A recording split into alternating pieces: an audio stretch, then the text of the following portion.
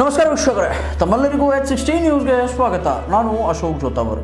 ಇಂದಿನ ಪ್ರಮುಖ ಸುದ್ದಿ ಏನಪ್ಪ ಅಂತಂತಂದರೆ, ಬೃಹತ್ ದಲಿತೋತ್ಸವ ಒಂದು ಕುಲಗೋಡು ಗ್ರಾಮದಲ್ಲಿ, ಅಂದರೆ ಮೂಡಲಗಿ ತಾಲೂಕಿನ ಕುಲಗೋಡು ಗ್ರಾಮದಲ್ಲಿ ನಡೆಯಲಿದೆ. ಅದು ಕೂಡ 28ನೇ ತಾರೀಕು.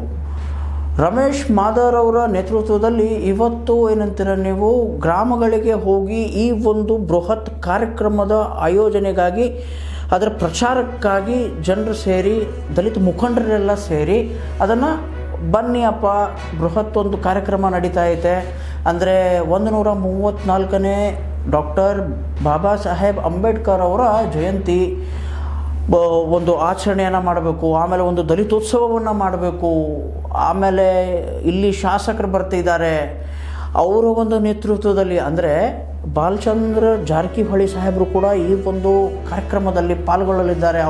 ಅವ್ರ ನೇತೃತ್ವದಲ್ಲಿ ಈ ಕಾರ್ಯಕ್ರಮ ನಡೆಯಲಿದೆ ಅನ್ನುವಂತಹ ಮಾಹಿತಿಯನ್ನು ಹಳ್ಳಿಗಳಿಗೆ ಹೋಗಿ ಜನರಿಗೆ ಹಬ್ಬಿಸ್ತಾ ಈ ಒಂದು ಕಾರ್ಯಕ್ರಮಕ್ಕೆ ಬೃಹತ್ ಜನತೆಯನ್ನು ಸೇರಿಸುವಂತಹ ಒಂದು ನಿಟ್ಟಿನಲ್ಲಿ ಏನಂತೀರ ನೀವು ರಮೇಶ್ ಮಾದರ್ ಅವರ ಒಂದು ತಂಡ ಮುಂದುವರಿತಾ ಇದೆ. ಸೊ ಅವ್ರು ಏನು ಹೇಳಿದ್ದಾರೆ ಏನಿಲ್ಲ ಅದನ್ನು ಕೇಳ್ಕೊಂಡು ಬರೋಣ ಬನ್ನಿ.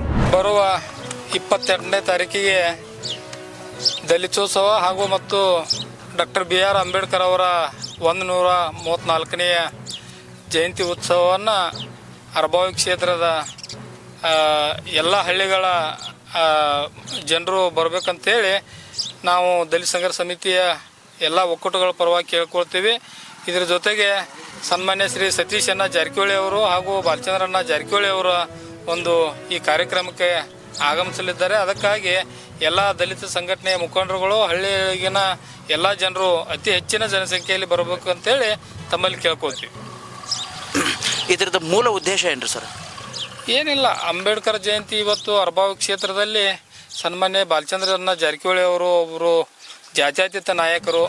ಅವರು ದಲಿತರನ್ನು ಒಂದೇ ವೇದಿಕೆ ಮೇಲೆ ತರಬೇಕಂತೇಳಿ, ಏನು SC STಗಳನ್ನು ಒಂದೇ ವೇದಿಕೆ ಮೇಲೆ ತರಬೇಕಂತೇಳಿ ಅವರ ಉದ್ದೇಶ ಆಗಿರುವುದರಿಂದ ಡಾಕ್ಟರ್ ಬಾಬಾ ಸಾಹೇಬ್ ಅಂಬೇಡ್ಕರ್ ಅವರ 134ನೇ ಜಯಂತಿಯನ್ನು ಅದ್ದೂರಿಯಾಗಿ ಮಾಡ್ತಾ ಇದ್ದಾರೆ. ಸನ್ಮಾನ್ಯ ಶಾಸಕರ ಒಂದು ಏನು ಅಭಿಪ್ರಾಯದ ಮೇರೆಗೆ ಇವತ್ತು ಅಂಬೇಡ್ಕರ್ ಜಯಂತಿಯನ್ನು ಬೃಹತ್ವಾಗಿ ಮಾಡ್ತಾ ಇದ್ವಿ.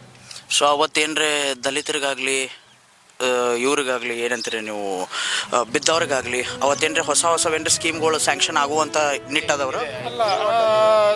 ಸನ್ಮಾನ್ಯ ಬಾಲಚಂದ್ರ ಜಾರಕಿಹೊಳಿ ಅವರು ನಮಗೆ ಗೊತ್ತಿದ್ದಂಗೆ 224 ಕ್ಷೇತ್ರಗಳಲ್ಲಿ ದಲಿತರ ಪರವಾಗಿ ಇವತ್ತು ಜಾರಕಿಹೊಳಿ ಸೋದರರು ಏನದಾರ ಸನ್ಮಾನ್ಯ ಶ್ರೀ ಸತೀಶ್ ಜಾರಕಿಹೊಳಿ ಅವರು ಬರ್ತಾ ಇದ್ದಾರೆ.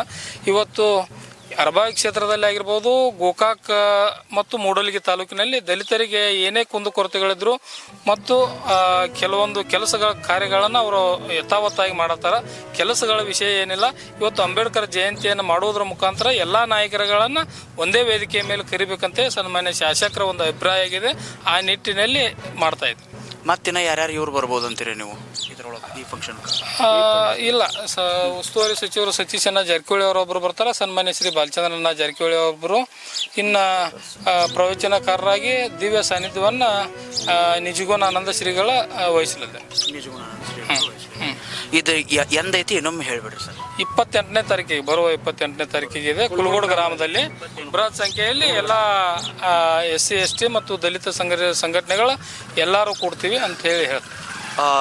ಬಾಬಾ ಸಾಹೇಬ್ ಅಂಬೇಡ್ಕರ್ ಅವ್ರ ಜೀವನ ಚರಿತ್ರೆ ಮೇಲೆ ಮಾತಾಡಕ್ಕೆ ಯಾರು ಬರೋರು ಅದಾರ? ಉಪನ್ಯಾಸಕರು ಬರೋರು ಅದಾರ್ರಿ. ಬಾಬುರಾವ್ ಕಾಂಬ್ಳೆ 10ನೇವ್ರು ಬರ್ತಾ ಇದ್ದಾರೆ.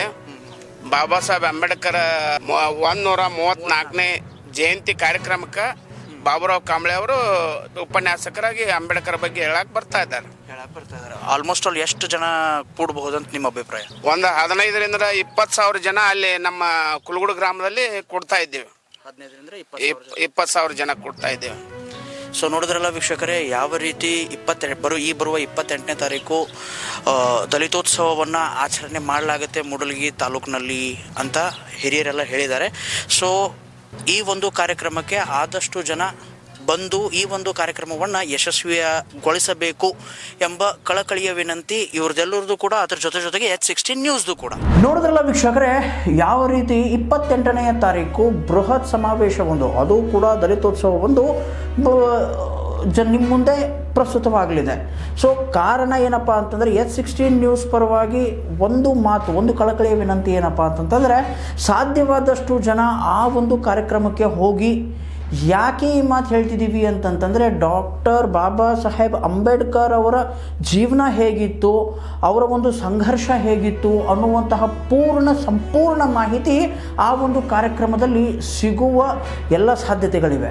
ಸೊ ಹೋಗಿ ಅದನ್ನು ಮಿಸ್ ಮಾಡ್ಕೊಬೇಡಿ ಅಂತ ಹೇಳ್ತಾ ಇವತ್ತಿನ ಈ ಒಂದು ಪ್ರಮುಖ ಸುದ್ದಿಯನ್ನು ಮುಗಿಸ್ತಾ ಇದ್ದೀವಿ. ಇದಾಗಿತ್ತು ಈ ಹೊತ್ತಿನ ಸುದ್ದಿ.